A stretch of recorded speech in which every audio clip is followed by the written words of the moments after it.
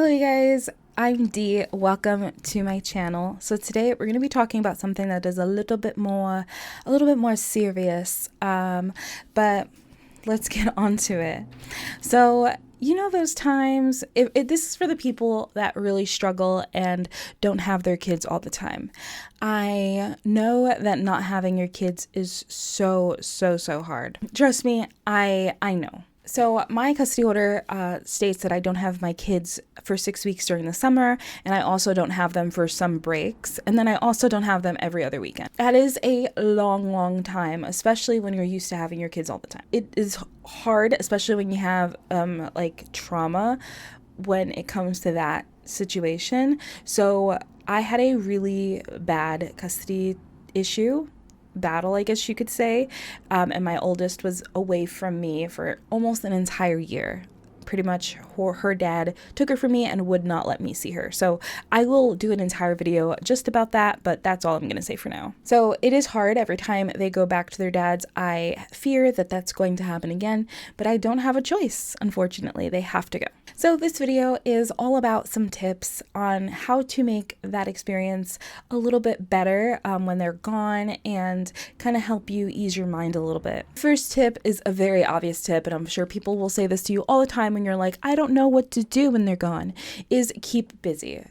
Keep busy. This might seem obvious, like I said, but I'm serious. Plan a vacation, get a second job, find a hobby that you really want to learn and can put your entire mind into. Make 500 plans with your friends, do things, find a movie or show that you really want to binge watch. Like, this is your time to do something that you've always wanted to do, especially if you don't have other kids, except for that kid that is leaving. This is your time to do something. So take it.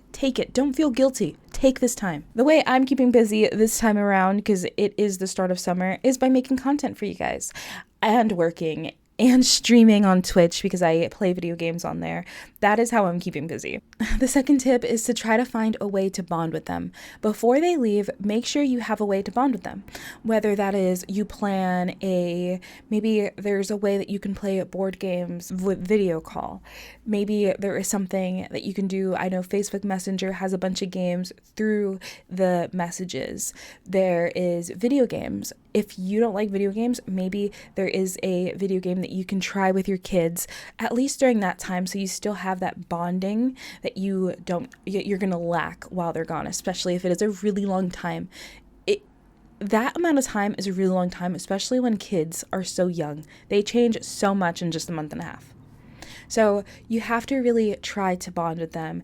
If they're a younger kid, maybe read a book, call them on FaceTime or video call and read a book with them. There are so many different ways that you can bond with them. I personally, the way I bond with my kids is by playing games with them.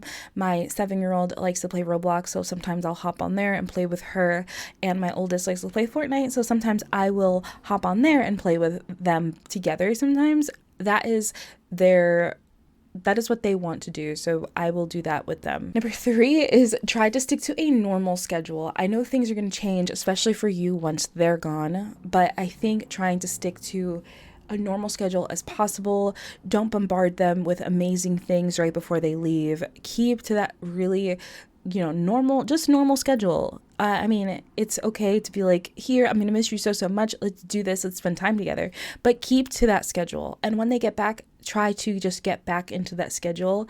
I realize if things are out of whack and things are just crazy, my kids don't react well to it. And when they're going to a different house with a different schedule, sometimes no rules, it's really hard. It's really hard to come back. But yeah, I've learned that just going back into normal routine is better for them than like when they get back, bombarding them with 500 things, taking them on a vacation as soon as they get back. It's not good for them. So I think just going back into a normal routine is very important. Routine is good for all of us, even us as adults. I don't know if you know or realize this, but when you're in a routine, you know what you're doing. In the morning, you make your coffee, you do this at 9 o'clock, blah, blah, blah. You have a set routine. Your day is better. You're more productive. It is just so much better. It is the same for kids. Number 4 is try not to be super emotional those weeks coming up to it, because it affects them. It affects them. They feel your emotion, even if you're not showing it outright. and you're kind of just like, I don't know, as even if you're not talking about it, they can feel it. So try to just, like I said, be normal. Be normal. It affects them. Then they'll have a bad 6 weeks because they remember, they feel guilty. You don't want your kids feeling guilty. So it is just super important to be normal. Be normal. It's okay. I understand it hurts. Feel like that after they leave though. Be normal. And the last tip, this is a quick video, you guys, so I'm sorry. This is what I personally like to do. I guess this just depends on everybody's relationship with the other side. However, I think that you have to put differences aside and stop being toxic, and you have to do what you have to do for them. So what I like to do is keep track of their schedule, what they do every day, what is super important to them, what products they use that they really like for themselves, their hair, their body, whatever, what time they go to sleep, what time they wake up, what they really like to eat, especially if you have them all the time and you're letting them go to a place that does not have them all the time. Those people are most likely not going to know a lot of those things. So what I like to do is kind of just keep track of them through the months, and I like to write them down and just send it to their dad. Just be like, hey, this, I'm not trying to control anything, but this is, their schedule, what they like to do, what they're eating right now, what their favorite food is, those things like that, because maybe it'll take into account and things will feel a little bit normal over there. However, one thing that we have to learn is that we cannot control what happens over there. So whatever he does with that information is whatever he does, but it gives me some peace of mind because I'm like, okay, at least I tried to give him that information, and hopefully he takes that information and he actually uses it so they feel good. But if not, that's not my fault. It's not my fault. I tried. So it just helps my mind be like, okay, I tried my best. I did everything that I could possibly do.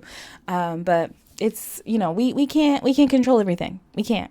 It's just impossible. We can't. It's not healthy for you.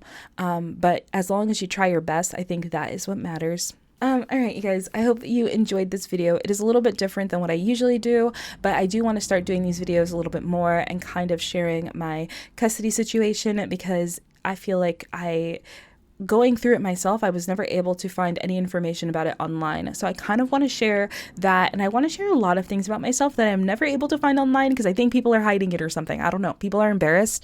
F being embarrassed. We're not doing that anymore. But yeah, the next video that I post is going to be my kids' deep clean in their room because their room is absolutely filthy. All right, guys, thank you so much for watching this video. If you guys watch this video, comment down below a little heart, and I will see you guys in the next video. Bye-bye.